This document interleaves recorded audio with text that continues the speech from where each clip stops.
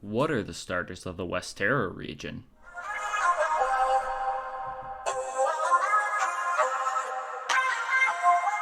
With the Westerra region being based off the western United States, how do the starters fit within this theme?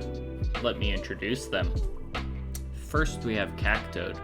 Cactoad, the toad Pokemon. The grass-type starter of the Westerra region. Extremely common in the deserts of the Westerra region. Cactoad can often be found basking in the sun, using sunlight to warm their bodies and photosynthesize. Their exteriors are rough and covered in small spines. However, they make great companions and often help lost trainers find water in the arid deserts of Westerra. Cactoad is based off the horny toad and cactuses. Horny toads are reptiles covered with lots of spines that live in the deserts of the western United States. And I chose cactus because of their significance to the western United States. The name Cactoad comes from cactus and toad, with toad being derived from the previously mentioned horny toad. Next up is Mbird. Mbird, the Roadrunner Pokemon. Often seen only as a crimson streak darting along the desert, Mbird is a fast and notoriously mischievous Pokemon. Despite its avian appearance, Mbird cannot fly, and instead relies on its impressive speed to hunt its prey. Based primarily off of a Roadrunner, Mbird reflects this in their design, being equally as speedy as they are fast. The name Mbird comes from ember and bird. Finally, the last starter of our trio is Urshore. Urshore, the coastal Pokemon.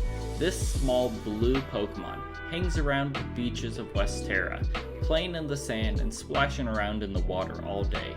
Urshore hardly has a care in the world. Urshore is based on a grizzly bear cub.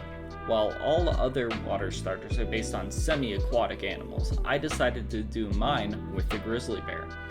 This still works, as grizzly bears, and other types of bears as well, can swim and spend much of their time near the water. This Pokemon also works as a representative of California. Its name comes from Ursa and shore, Ursa being the Latin word for bear, and shore referencing the coast near a body of water. This wraps up the starter's first stage evolutions. I tried to keep the design simple and have it easily reflect the type they're supposed to be. This is a common trait that all starters have.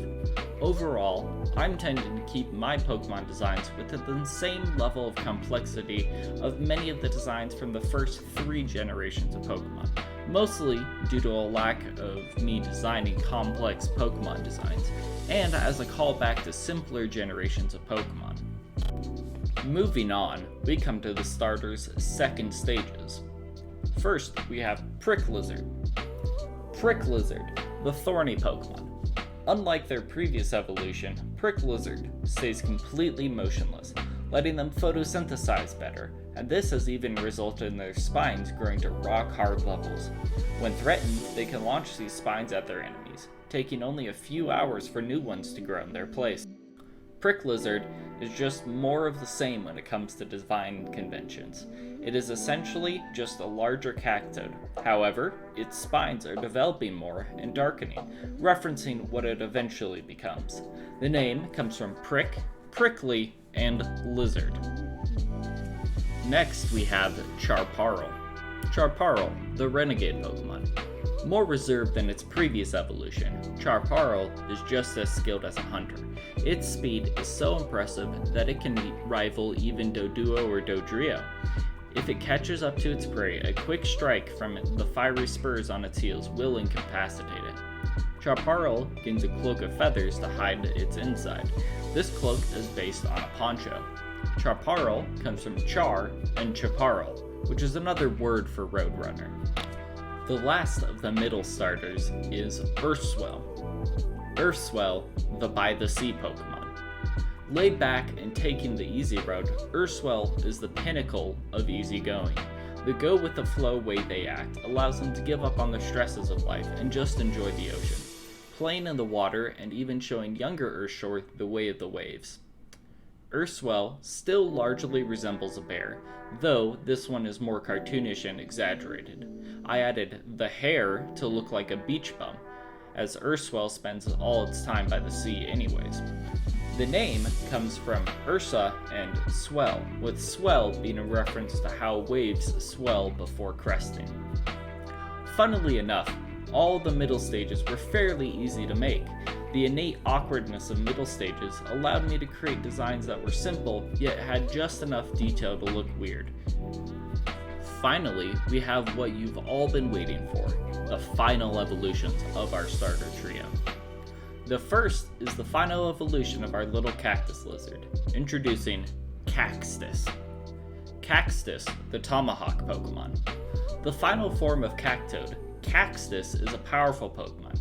Its spines have been entirely replaced with the strongest of obsidian, the uneven edges of the new spines leaving serious damage on any Pokemon that dares messes with it while it is sunbathing. Despite its new power, this Pokemon remains rather gentle and is very helpful to trainers. The unique spines allow it to gather moisture and help hydrate any people that might need its help. Caxtus is now a mean green fighting machine, though don't let its rough exterior fool you. Caxtus is a sweetie at heart. It now more closely resembles a horned toad, even gaining the unique trait of horned toads to gather water on their spines. I wanted to include a reference to how horny toads can spew blood from their eyes. However, I think that might have been a little too hardcore, even for a slightly more mature Pokemon game. Also, as you can see now, Caxtus spines are now made of obsidian. This is a reference to Native Americans and their prevalent use of obsidian for arrowheads, knives, and on occasion, tomahawks, the latter of which Caxtus's tail now resembles. The name contains cactus and axe, which a tomahawk technically is. Secondly, we have Desperado. Lurking in the shadows, yet still as fast, Desperado is the pinnacle of desert predation.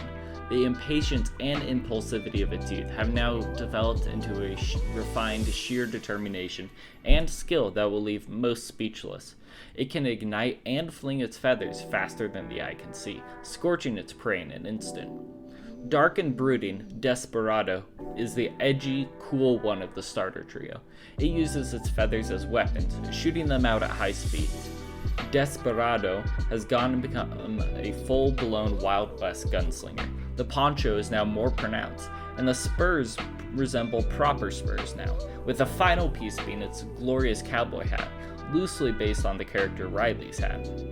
The name Desperado comes from bird and desperado, being a word used to refer to outlaws in the Wild West, thus granting Desperado its dark typing.